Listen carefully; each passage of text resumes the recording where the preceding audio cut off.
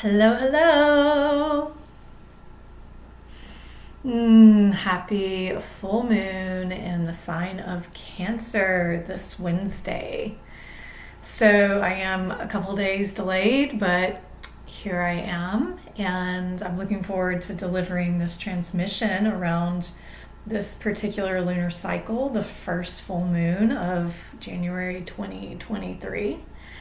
So let's go ahead and hop on in and feel into what is here for the collective during this time. With this full moon, it actually came in pretty softly, pretty gradually for me. Some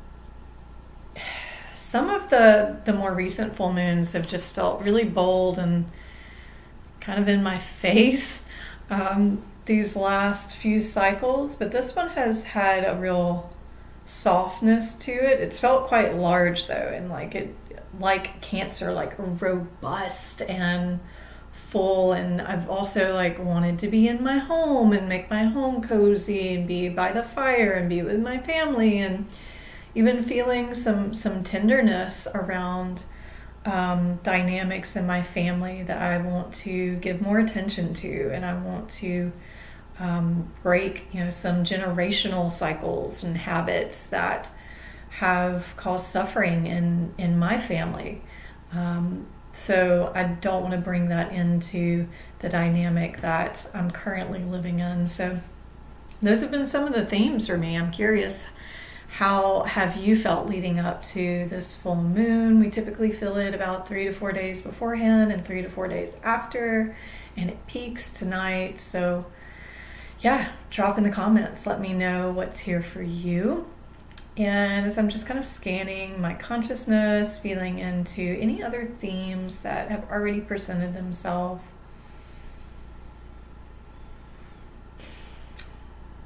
Interestingly enough, and this might just be for me, I have felt a little bit of a social aspect, like wanting to be outside and be in social settings, but not necessarily like in big parties, but like more intimate exchanges is what I've been feeling, is like wanting to be out and experiencing the world, especially when the weather is nice, like receiving this nice weather in public places, but in intimate exchange, either with what the environment, myself, like having an intimate exchange with the environment that I'm in, or with one or two individual people.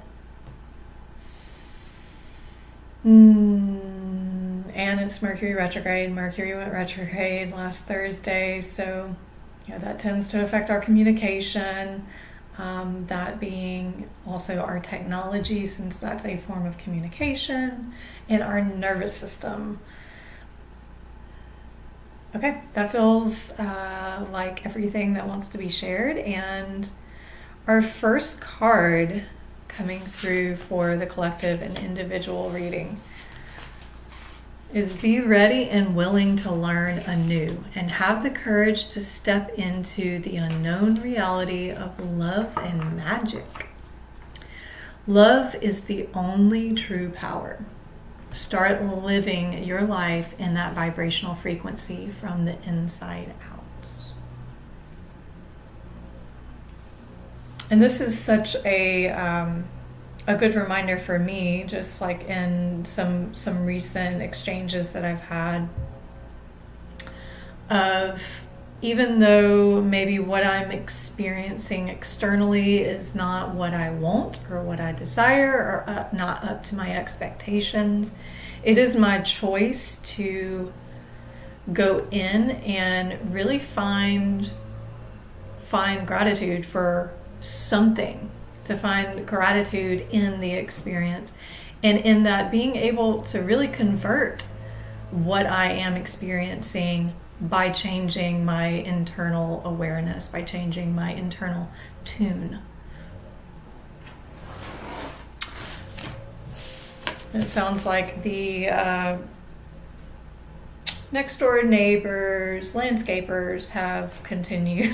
I thought they were done and waited a while to start this video because I I didn't want that coming in the background, but again, I'm just tuning to the joy and the happiness of being here and being here with you in this community and serving in a way that really makes me feel alive and happy. So, yeah, what leaf blowers?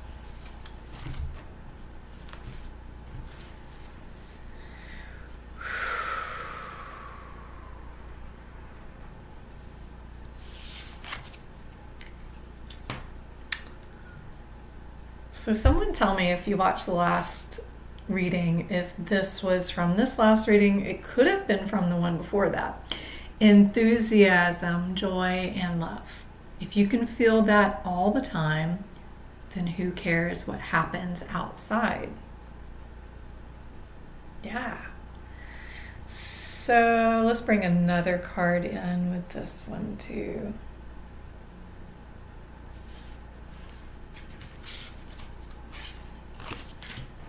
When you feel pain, simply view it as energy. Let go and give room for the pain to pass through you. Okay, so that's interesting. Enthusiasm, joy, and love. If you can feel that all the time, then who cares what happens outside? And when you feel pain, simply view it as energy. Let go and give room for the pain to pass through you. Yeah, and with this piece about pain and giving it space to be there, and also the way we view it, viewing it with disgust, disdain, distrust, just any of those judgments of bad, of wrong, that in itself stops the energy from moving. It stops the information that's held within that emotion that is there to free you from something else. That stops that process. So, yeah, if you, especially here, like as we're at the peak of the full moon, if you're experiencing any big feelings, if you're experiencing pain, because during the full moon, if we have physical pain, if we have emotional and mental pain, it tends to become heightened. And that is by the grace of the divine that we are able to illuminate the spaces where we're unconscious or depressed, repressed, suppressed information that needs to be given the space to be able to be cleared, to be able to be resolved. And we can only do that when we acknowledge it, when we accept it, and when we allow it. And then it will move. And so if we can back up and perceive the pain from a different point of view, instead of it just being in that lens of, oh, this hurts, oh, it's painful, oh, woe is me, like all of the thought patterns that we have and obsess with around the pain, around the obstruction there, it just keeps reinforcing that that's bad or it hurts. It just reinforces it over and over and over again and keeps us kind of locked in to the pain cycle and can even increase it. So what happens when we step back and go, okay, I recognize I am experiencing pain rather than identifying as the pain. So you create the space so that you are not self-identified and that you start to give it a new quality. Like it becomes less rigid, it becomes less fixed when you can shift even just your wording around it to recognize I'm having a very intense experience with whatever this may be. And just those words alone of, I recognize I am having the experience. That is giving you space from it. And see how that may change the quality of the way that you perceive it. See if maybe you notice a new dimension about what you're experiencing. Notice if you can allow yourself to be witness to the pain and to feel it without denying it or obsessing over its painfulness, over its tenderness. Be ready and willing to learn anew and have the courage to step into the unknown reality of love and magic. Love is the only true power. So I want to bring that into this as well, like wherever the struggle may be that you encounter, what happens if you shift the perspective to love, of like really trusting that something could happen if you choose to perceive it with the eyes of love. So let's just keep going. And this was something that was hard for me to grasp for quite some time. Like, how can I love my pain? How can I love, this physical manifestation? My head's too, it's too hard for me to even wrap my mind around because I'm in so much pain. It took a while to really reach a point of surrender to it. And one of the ways that I've been able to do that more and more is with practicing things that are really uncomfortable. Like, you've heard me talk about it before if you've been with me for a while. Wim Hof technique with the cold, either a cold plunge or a cold shower, like meeting the resistance in a healthy way, choosing to be with the cold instead of going, it's cold, it's cold, it's cold, it's cold. You're able to go, and you can start to shift the way you perceive it. And you notice such a difference in the way that your body responds when you're not having the repetitious thought of how uncomfortable you are. Instead, focusing it on the breath, or focusing it on something I'm grateful for, focusing on something that's neutral. And this is a practice in yoga, pratyahara, which is the sense withdrawal. And there are points when you really are willing to give your full focus to surrendering to you are not your body. You are having an experience through your body as a vessel. And all of a sudden there's this transcendence where you're able to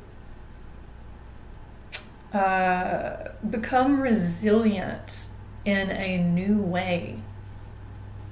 So I invite this practice of pratyahara in. If you're struggling, if you've got some kind of pain, you can use that pain. Pain is always a catalyst. Pain is always a gift.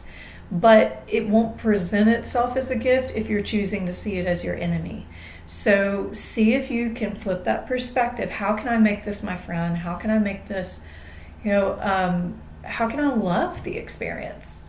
How can I approach pain and struggle and strife and challenge with a completely different feel or practice? How can I remain open to it so it moves through me? So how can we practice that?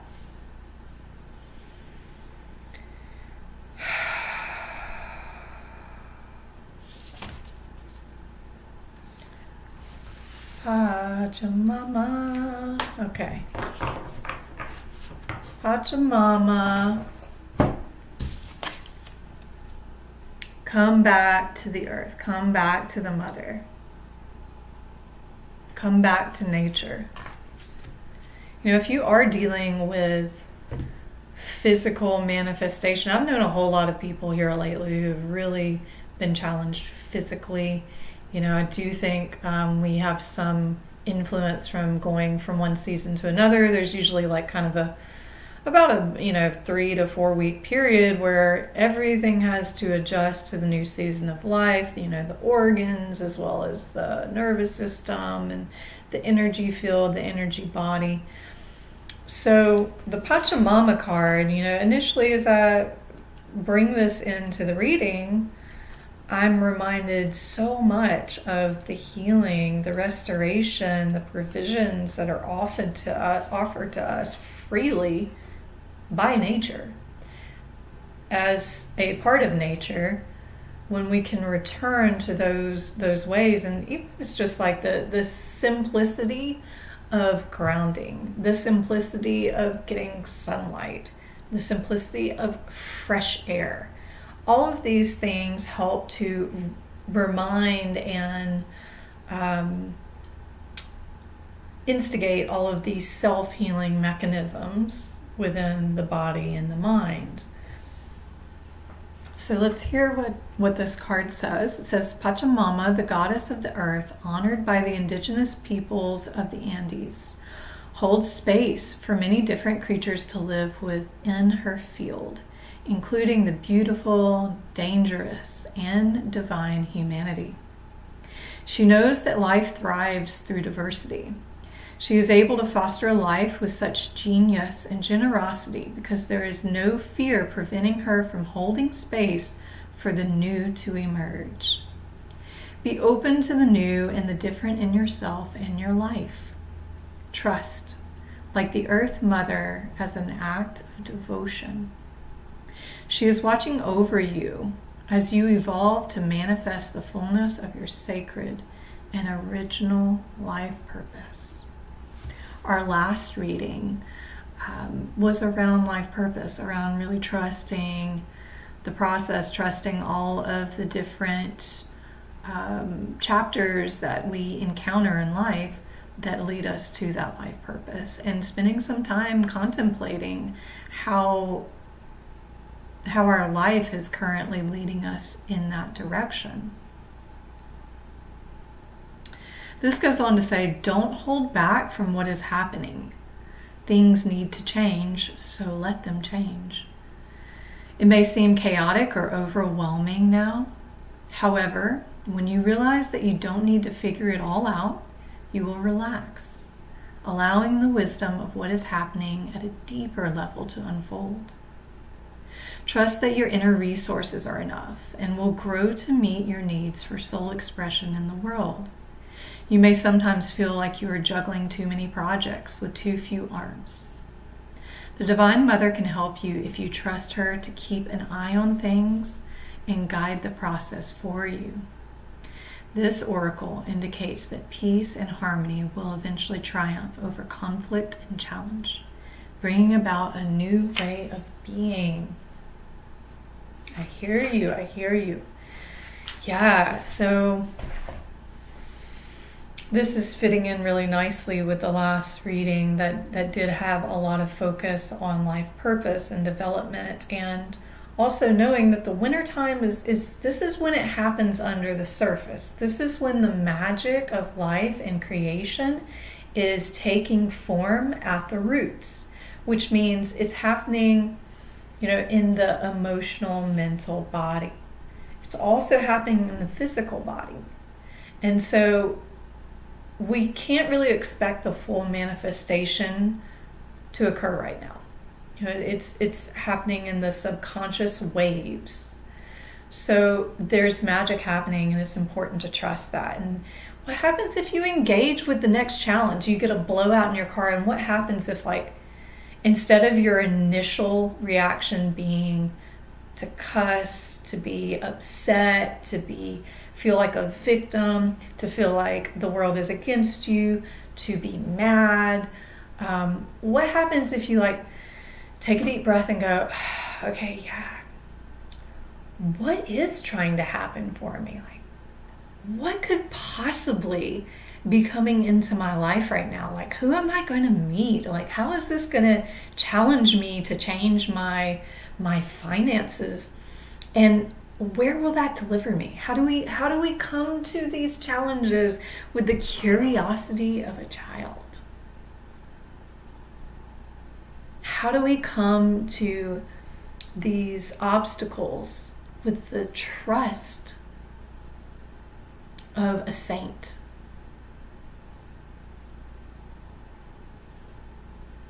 And it's in those moments when it feels like we're coming up against resistance. If we can go into gratitude, the amplification of that gratitude, it seems to draw to us much more attractive and magical solutions, synchronicities. So I invite you to adopt that. Like maybe in this moment, just making that prayer, making that petition to find the curiosity of the child, to find the wisdom of the child upon your next challenge or obstacle. To take a deep breath and to trust and to become curious without judgment, without right or wrong, without the bad or the good, without the complaining, without the victimization, but truly empowered because you know that the universe is completely benign and the great divine is only wanting to provide you with the best.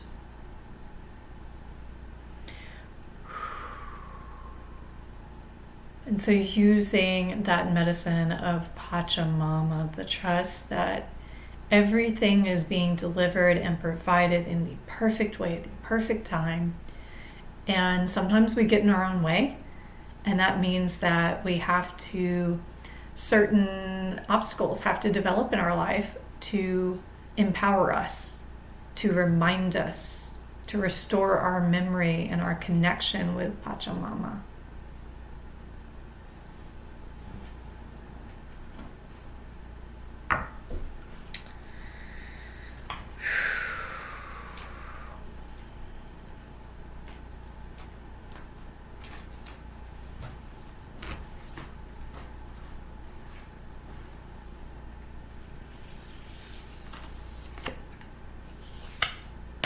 Trust.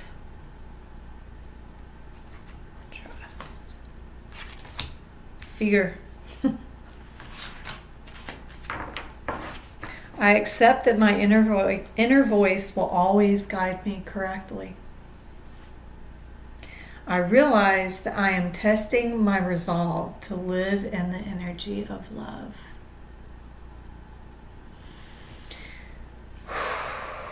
Yeah, okay, so it really sounds like some groundwork is being done here.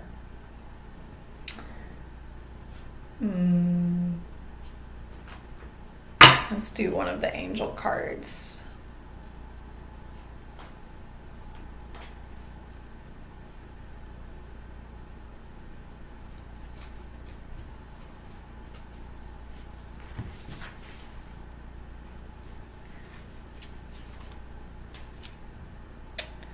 All right, cancel, clear, delete. Use only positive words and thoughts as they are rapidly manifesting into form. Ask the angels to cancel the effects of past negative thinking. So if you already have been in like this quagmire, you've got a situation, you're like, oh God, like, okay, I hear what's being said. I hear these transmissions about shifting my perspective, my words, my relationship with these actions and with these experiences. So maybe you've already kind of built up some momentum in a direction that you don't want to go. You've built up momentum in negative manifestation. So you just simply create that intention. You know, call on the angelics, call on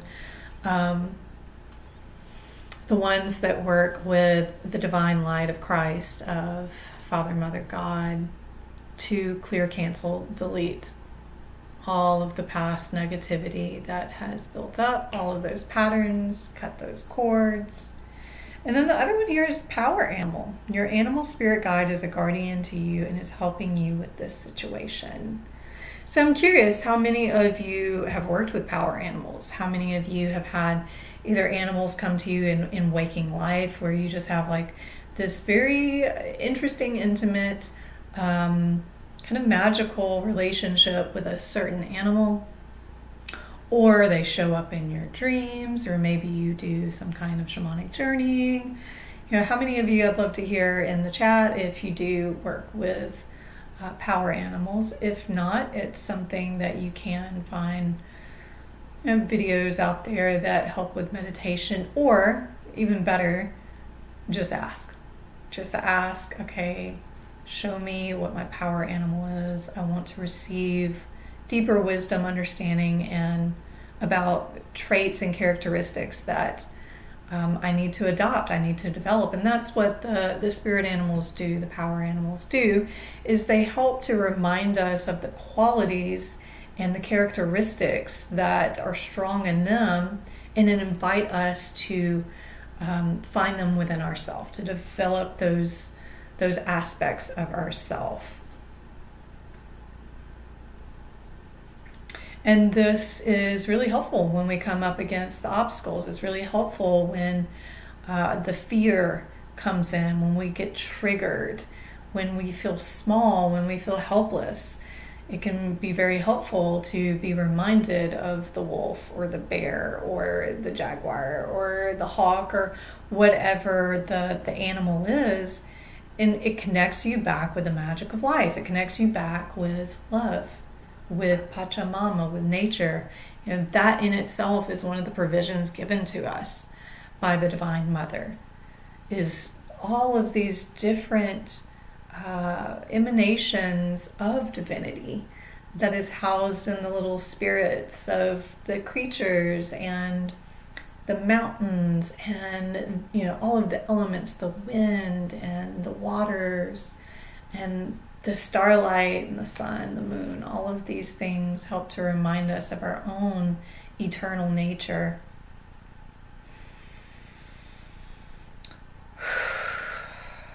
I'm just feeling into if there's any other clarification that wants to come in.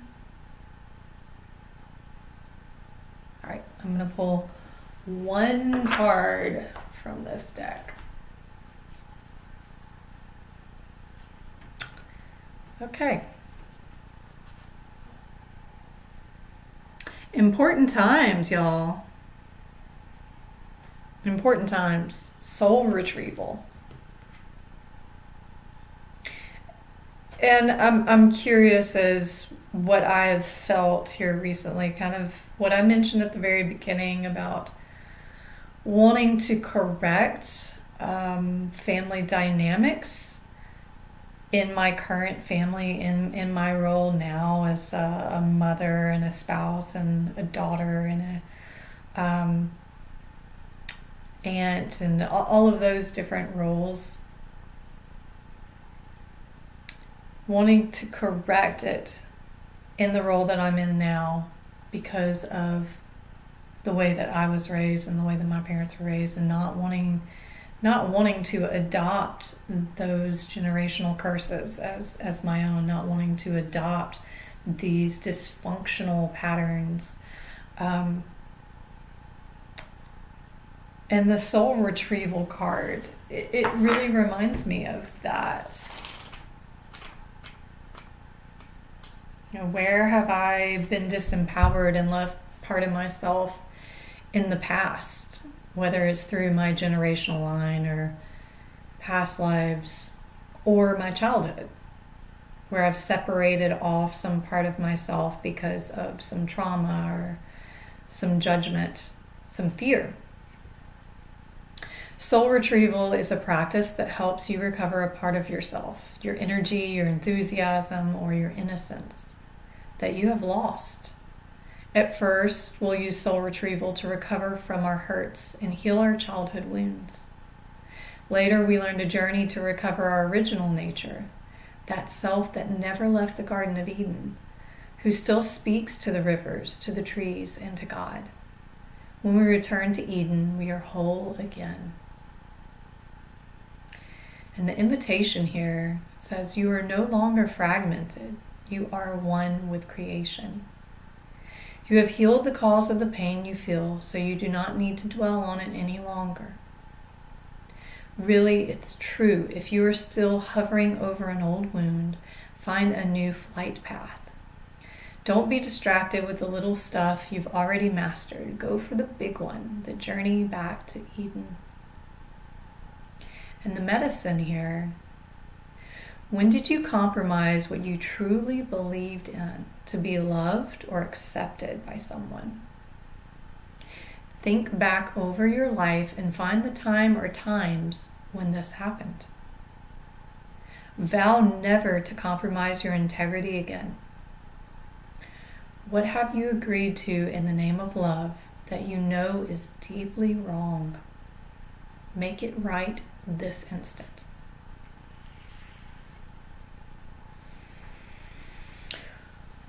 Ooh, quite a strong reading here. So this full moon, it's around soul retrieval. It's around taking a new perspective, therefore creating a new destiny, becoming your most innocent, curious, creative, childlike self. That enthusiasm, joy, and love. Letting that be the focal point and acknowledging the pain and giving it the space that it needs to be felt, but not obsessing over it, not continuing to engage with it in a way that keeps you disempowered, but relieving the self of any story around it, or creating a new affinity appreciation for the path of pain, the path of struggle, discomfort, and suffering. And in that, who knows, maybe you come to a place where you have sense withdrawal, where you are no longer self-identified with whatever it is, and you now realize, oh, I'm actually an observer. You start to witness through the eternal self. You start to witness through the soul. And through the soul is when we realize that we are the magic of life, that we have been given the power to co-create with life the way that we want. And therefore, we cut, cancel, delete any of our negative manifestations, any of our ruminations, and we begin to create with the attitude of gratitude. And leaning on our power animals, using spirit animals, using those totems to help us create and foster new characteristics of power, of strength, and trusting that nothing has happened in your life without you allowing it, without you consenting on some level, without your soul knows exactly what it needs. So nothing's happened without the approval of your higher self. And so trusting that the hard things that are showing up in your life, you're not a victim, that's there to liberate you. It is there to liberate you. It's there to make life more enjoyable. It's there to free you of fear, of pain.